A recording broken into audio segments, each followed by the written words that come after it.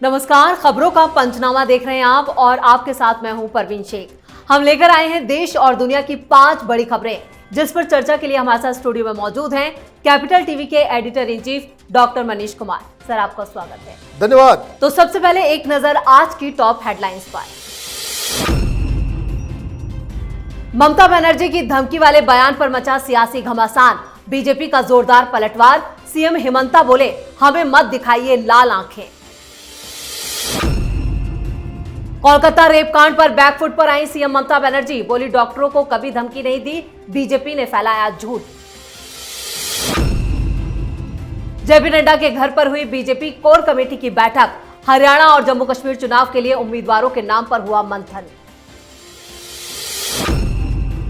CM योगी का बड़ा ऐलान, यूपी पुलिस में 1 लाख लोगों की होगी भर्ती, 20% बेटियों के लिए सीटें आरक्षित।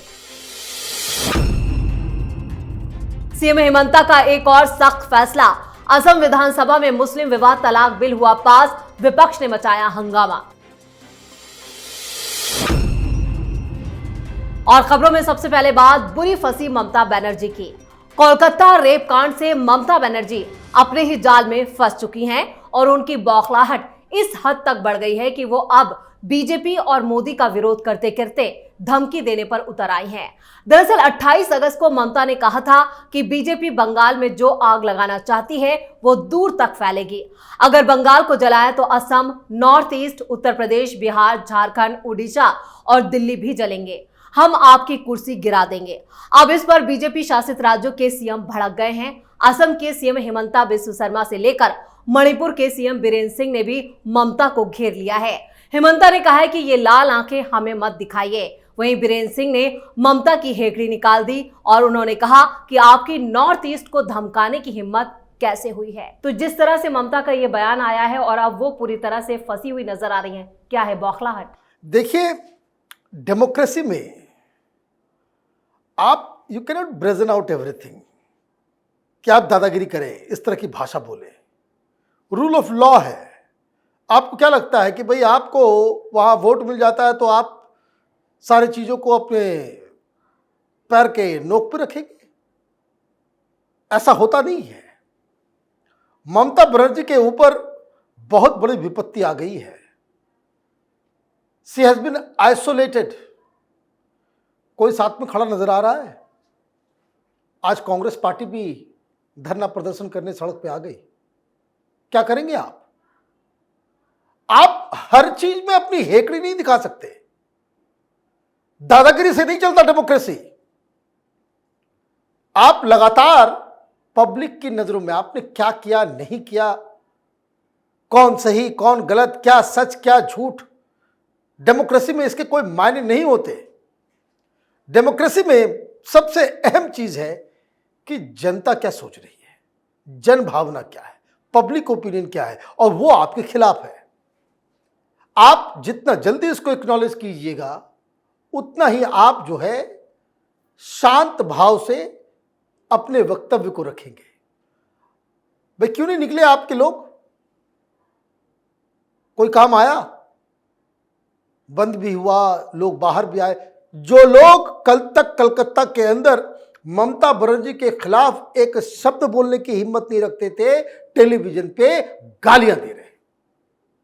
आम जनता, कितने लोगों को आप बंद करोगे? अब बीजेपी ने स्ट्रेटजी बना ली, पहले राष्ट्रपति, फिर आपने मौका दिया ऐसा कि सब तरफ के मुख्यमंत्री, वो कब पॉपुलर थोड़ी है।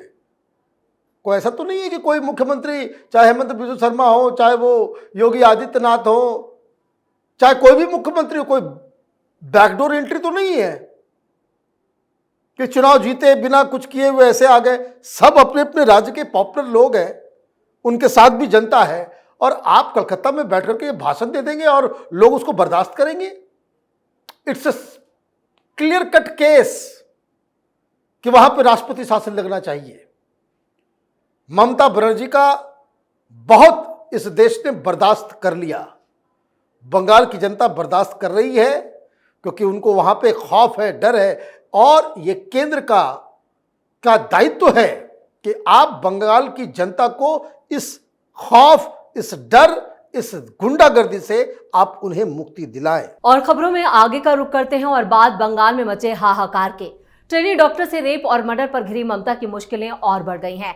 दरअसल कोलकाता और उससे सटे हावड़ा में छात्रों के नवन्ना अभियान मार्च के दौरान बड़े पैमाने पर हिंसा हुई है, जिसके बाद बीजेपी ने प्रदर्शनकारियों पर पुलिस कार्रवाई की आलोचना भी की है। बुधवार को 12 घंटे का बंगाल बंद बुलाया गया था, जिसका असर सुबह से ही पूरे बंगाल में देखने को मिला था। लेकिन नवन्ना आंदोलन ने भी ममता सरकार को मुश्किल में डाल दिया है। वहीं बीजेपी ने भी टीएमसी के गुंडा राज के खिलाफ मोर्चा खोल रखा है। बीजेपी ने ममता को तानाशाह दीदी करार दिया है। वहीं डॉक्टरों ने भी ममता की अपील को खारिज करते हुए काम पर लौटने से इनकार कर दिया है। लगातार दिक्कतें बढ़ रही है, छात्रों का आंदोलन और डॉक्टरों का आंदोलन। देखिए, अभी आंदोलन और बढ़ेगा। मेरी बात लिख लीजिए आप, अभी आंदोलन और बढ़ेगा। ये एक दिन 2 दिन का नहीं है, अभी लंबा चलने वाला है। और ममता बनर्जी को उसकी भनक लग गई। भाई कल आपने धमकी दे दी, भाई क्या कहा आपने? भाषण तो झूठ नहीं है, ऑडियो वीडियो जो पूरी दुनिया में चल रहा है कि सुप्रीम कोर्ट ने मुझे आदेश दिया है, सुप्रीम कोर्ट ने भी आपको कहा है भाई काम पे लौटो। मैं एफआईआर दर्ज नहीं करना चाहती। मैं एफआईआर दर्ज इसलिए नहीं कर रही, अगर मैं एफआईआर दर्ज कर दूंगी तुम्हारा करियर चौपट हो जाएगा, तुम बाहर नहीं जा पाओगे, तुम्हारा पासपोर्ट जब्त हो जाएगा, बहुत मुसीबत हो जाएगी, तुम्हारा पूरा फ्यूचर खराब हो जाएगा। यही धमकी दी थी ना। क्या हुआ धमकी का? आज फिर लोगों ने प्रोटेस्ट किया, वो नहीं गए वापस।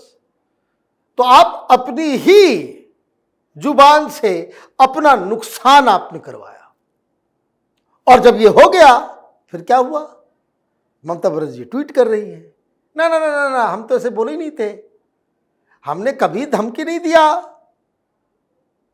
स्टूडेंट का प्रोटेस्ट जो है वो बहुत सही है, मैं इस प्रोटेस्ट के साथ हूं, उनका प्रोटेस्ट बड़ा जेन्युइन है। तो कल अपने तमाम चट्टे बट्टों को टेलीविजन चैनल पे क्यों भेज दिया था?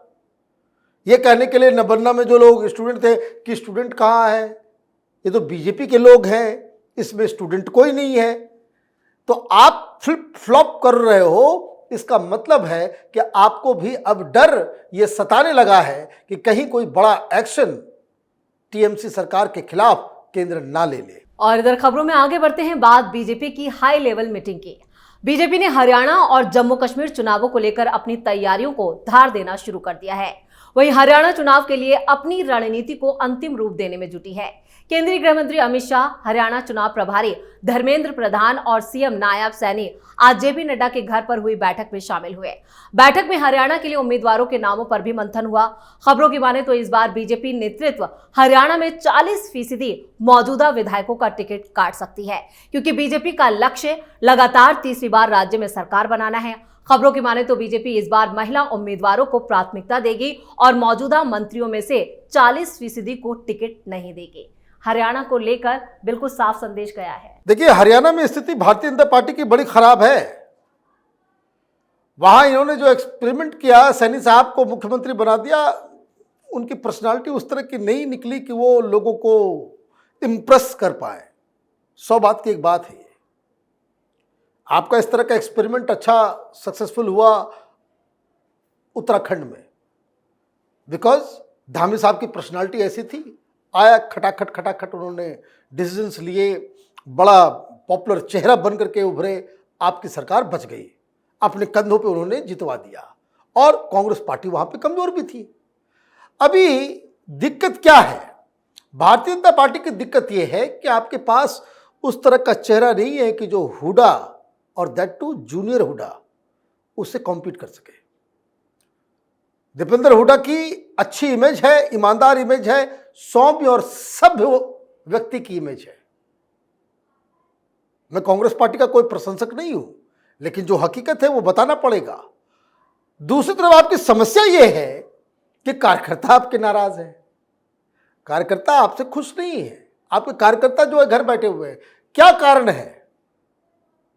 यहां दिल्ली में बैठ करके स्ट्रेटजी बना लेना, ये कर लेना, और अगर ये सोचा जा रहा है कि भाई हर जगह प्रधानमंत्री मोदी को आगे कर देंगे, प्रधानमंत्री मोदी के नाम पे चुनाव जीत जाएंगे, तो राज्य की जो इलेक्शंस होते हैं, विधानसभा के जो चुनाव होते हैं, उसमें अनटिल अनलेस आपके पास दमदार स्टेट यूनिट, दमदार चेहरा ना हो, तो वहां ये मैजिक जो है प्रधानमंत्री मोदी का वो काम नहीं कर पाता है। भारतीय जनता पार्टी को थोड़ा और कुछ अपनी स्ट्रेटजी में शार्पनेस लाने की आवश्यकता है, कुछ आउट ऑफ द बॉक्स चीजें सोचने की जरूरत है। बिल्कुल सही। और खबरों में आप बात सीएम योगी के बड़े ऐलान की। आज कानपुर आए मुख्यमंत्री योगी आदित्यनाथ ने बड़ा ऐलान किया है। सीएम योगी ने कहा कि अगले 2 सालों में 1 लाख पदों पर पुलिस भर्ती की जाएगी, जिसमें 20% महिलाएं भी शामिल होंगी। सीएम योगी ने आगे कहा कि सपा के गुंडों का इलाज करने के लिए अगले 2 साल में उत्तर प्रदेश पुलिस में 20,000 महिला पुलिसकर्मियों की भर्ती की जाएगी। भर्ती के बाद ये सबसे पहले समाजवादी पार्टी के शोहदों और गुंडों का इलाज करेंगे। सीएम योगी का यह बयान ऐसे वक्त में आया है जब 60,000 से ज्यादा पदों पर सिपाही भर्ती परीक्षा आयोजित की जा रही है। यानी योगी ने एक बार फिर अखिलेश और राहुल गांधी की बोलती बंद की है। देखिए, सबसे बड़ा जो यूथ के लिए आज सबसे इंपॉर्टेंट चीज है जॉब। देखिए, जॉब्स हैं, ऐसा नहीं कि हिंदुस्तान डेवलपमेंट हो रहा है, विकास दर ज्यादा है, तो जॉब तो है, जॉब बन भी रहे हैं प्राइवेट सेक्टर्स में। लेकिन राजनीति इसके ऊपर तब होती है कि भाई सरकारी जॉब, सरकारी नौकरी वो नहीं हो पा रहा है। ये एक बड़ा मुद्दा बना कि जिसमें राहुल गांधी और अखिलेश यादव ने जॉब के नाम पे भारतीय जनता पार्टी को लोकसभा में बड़ा नुकसान पहुंचाया। अब अक्लमंद लीडर तो वही होता है कि जो प्रॉब्लम को जड़ से समझता हो और उसका इलाज करता हो। तो अभी 1 लाख पुलिस भर्ती के साथ साथ अभी चुनाव योगी आदित्यनाथ के इज्जत के ऊपर बना पड़ा हुआ है। अखिलेश यादव की राजनीति स्टेक पे लगी हुई है। राहुल गांधी जो चुनाव के बाद से इतना दम्भ भर रहे हैं, उनकी भी स्टेक जो है इसमें लगा हुआ है कि 10 उपचुनाव में अगर योगी आदित्यनाथ 5 से ज़्यादा सीटें जीत सकते हैं, जीत जाते हैं, तो वो उनके लिए बहुत ही इम्पॉर्टेंट डिसीजन होने वाला है। तब उनके नेतृत्व के ऊपर सवाल उठना बंद और ये साबित वो कर पाएंगे कि राहुल गांधी, अखिलेश यादव ने ये अटाअट खटाखट फटाफट करके लोगों को गुमराह करके ये लोग चुनाव जीते, वरना इनमें कोई दम नहीं है। तो ये जो 10 सीटें उसको जीते कैसे, उसी का ये एक्सरसाइज है। और फायदा तो राजनीति तो ऐसी होनी चाहिए कि पॉलिटिकल पार्टीज आपस में लड़े और युवाओं को, जनता को फायदा हो। तो फायदा जनता का होगा, साख योगी की बनेगी और हार राहुल गांधी और अखिलेश यादव को झेलना पड़ेगा। बिल्कुल सही कह रहे हैं आप। और खबरों के आखिर में बात सीएम हिमंता के बड़े फैसले की। असम विधानसभा ने आज मुस्लिम शादियों और तलाक रजिस्टर करने वाले 90 साल पुराने कानून यानी असम मुस्लिम marriage and divorce registration act 1935 को रद्द करने का बिल पास कर दिया। इस बिल का नाम Assam compulsory registration of Muslim marriage and divorce bill 2024 है। पुराने कानून के रद्द किए जाने के बाद मुस्लिम समाज के लोगों को शादी और तलाक का रजिस्ट्रेशन कराना जरूरी होगा। विपक्ष ने असम सरकार के इस फैसले को मुसलमानों के प्रति भेदभावपूर्ण बताया है। विपक्ष का कहना है कि चुनावी साल में वोटर्स का ध्रुवीकरण करने के लिए इस एक्ट को लाया गया है। यानी विपक्ष अभी से चिल्ला रहा है। देखिए, विपक्ष चिल्ला रहा है, उसमें कोई दलील नहीं है, कोई तर्क नजर नहीं आ रहा, उसमें कोई रैशनल नजर नहीं आ रहा है। कारण आप ये कह रहे हो मुसलमानों को टारगेट किया जा रहा है।